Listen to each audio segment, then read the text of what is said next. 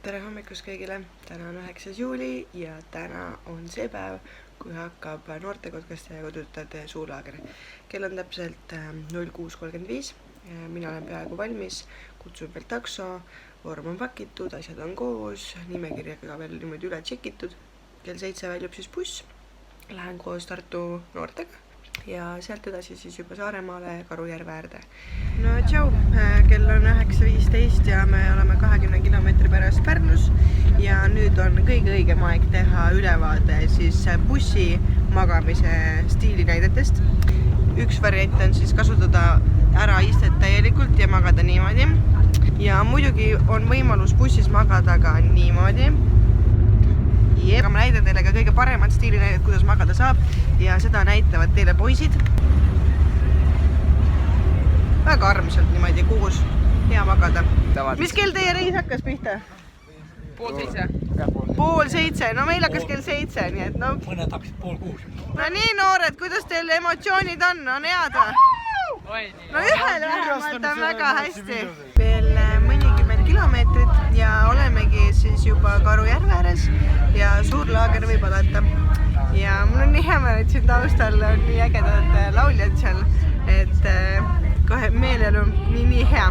Kella 3 peaks olema avarivistus, kus siis on väga palju ilusaid noorkotkaid ja kodutreid pidulikus vormis. Nii ta läheb, hakkab pihta. Avarivistuseks siis võetakse rivi ja alutaguse on esimene, nagu ikka, täht on kõige ees ja kõige lõppu jääb siis Võru. Nii, mis teil siin toimub? Rivistamine! Hästi, väga hea, te olete juba kõik ilusti rivis, on ju. Kõik marsivad õigetesse kohtadesse, meid on väga palju, nii lahe, uskumatu, see saab alguse puudutate ja noortekotkaste suur suvelaager 2019. 1, 2, 3. Ja tunneme rõõmu sellest suurlaagrist kõige toredamate noortega, noorkotkastega ja kodutütardega. 3, 2, 1 ja üles Paris!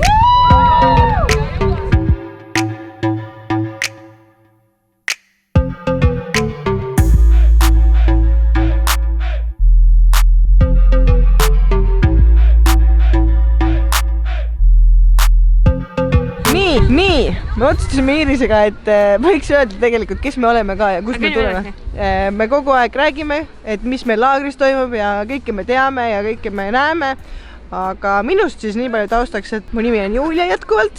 Ma olen ise pärit Tartumaalt ja olen kunagi olnud Tartu kodutütar, siis minust sai toetajaliige ja nüüd oleme siis kodutütarte tegevliige. Mul on oma kodutütarte rühm. Ja nüüd ma ka töötan Kaitseliidus ja ma olen nii noorte isevalise haridusprogrammi juht sammuti. Mis see tähendab? 2017 siis Kaitseliit ja Kaitseministeerium sõlmisid sellise toreda asja nagu noorte isevalise haridusprogramm, et edendada läbi huvihariduse noorte tegevust ja just siis valiti kodutütred ja noored kotkad selle jaoks. Ja mina siis olen üks eestvedaja, kes siis vaatab, et kõik toimiks ja meie noored oleksid siis teadlikud ja saaksid parimat väljaõpet, mida üldse me anda saaksime. Aga Iiris? Iiris oli ka kodutütar kunagi Pärnumaal 6 aastat vist äkki. Ja nüüd ma töötan ka Kaitseliidus, olen noorteorganisatsioonide avalike suhete spetsialist. Ehk siis see tähendab seda, et kõik need postitused, videod, hashtagid, kõik jutud, need on teieni mina.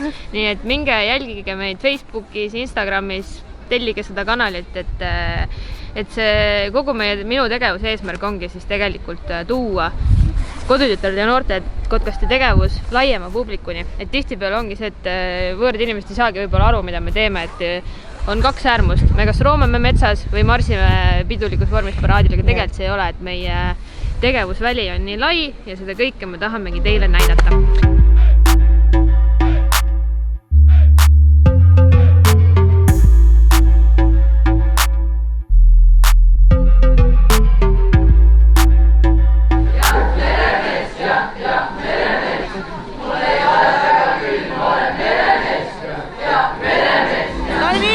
On olnud esimene mõnus õhtu. Hakkab Saarek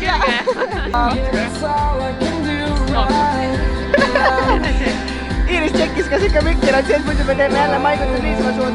Meile väga meeldis ja nüüd läheb siis viskendsiks, jep. aga mis seal ikka, tõmbame tõenäoliselt otsad kokku ja näeme juba homme. Mõnusat õhtut meile!